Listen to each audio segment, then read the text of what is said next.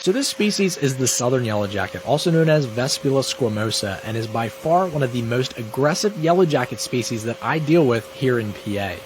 They are absolutely relentless when they're attacking something to defend their colony.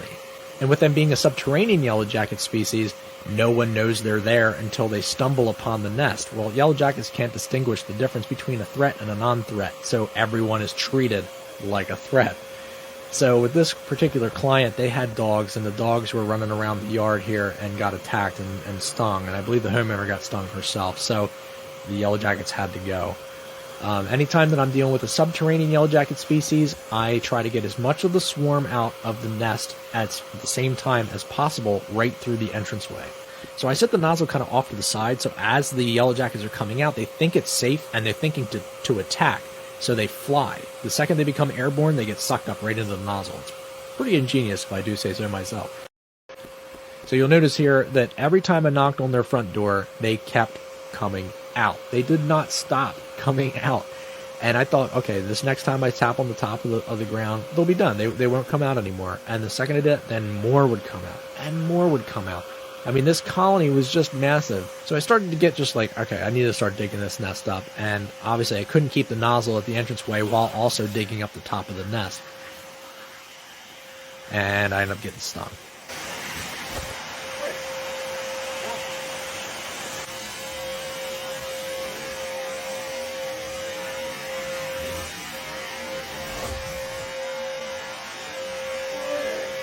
I could not believe it got me through the leather of my glove. And it was just like unbelievable. Something that happens is that once you're digging around in moist grass, your gloves get wet. The leather does get soft when your hands get wet. So I think that's what had happened. My gloves got a little bit too wet, and then they were just sting me right through. But look at the size of this thing. I mean, this thing was just about the size of a basketball. I mean, it was huge. And the more I was exposing it, the more I was just like, I mean, just in absolute disbelief that this is the first time that the homeowner was really having problems with this yellowjacket colony. Finally able to pull this nest out. I was being really, really gentle because I wanted to show the client who was over there in the distance. And look at the freaking size of this thing. I mean, this thing was huge. And there were still a ton of adults on it. They were crawling all over it. You see here, this is the top bit, and that has, or the bottom bit, depending on how you look at it. But those are the queen cells. Look how many queen cells were in there. Obviously, these ones were newly hatched. They weren't ones that were trying to fly away. They were actually just kind of more confused than anything. But all the ones in between the layers, if I would start opening that up, they would be all over me. There'd be hundreds coming out of there. So I just wanted to put this into the bag and pretty much just keep everything contained until I could get it home and put it in the refrigerator. So I just wanted to put this into the bag and pretty much just keep everything contained until I could get it home and put it in the refrigerator. That's right, I put it in the refrigerator. What I used to do last year is I'd bring these nests home in a big Rubbermaid bin, and then I would just take them apart in my backyard and just vacuum everything up. But I actually I haven't had the time to even do that this year. I've been so freaking swamped.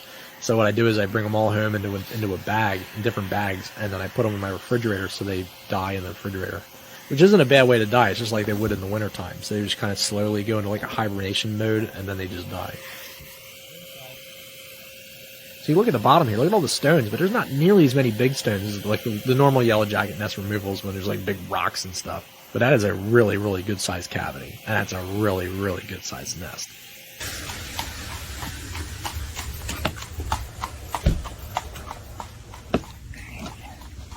Contents inside the vacuum people always ask about. Not much to it. Dump it out. Try to show it in every video now, that way everybody sees it. Come on, birdies.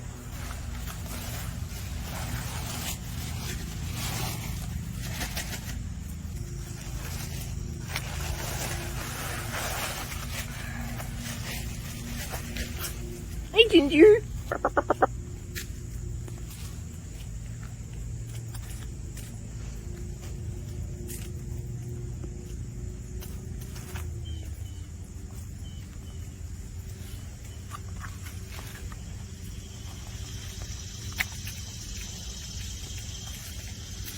Hey, Gibblet.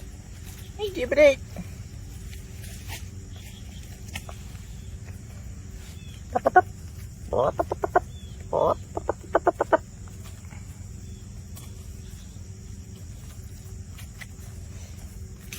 Excuse me, Giblet.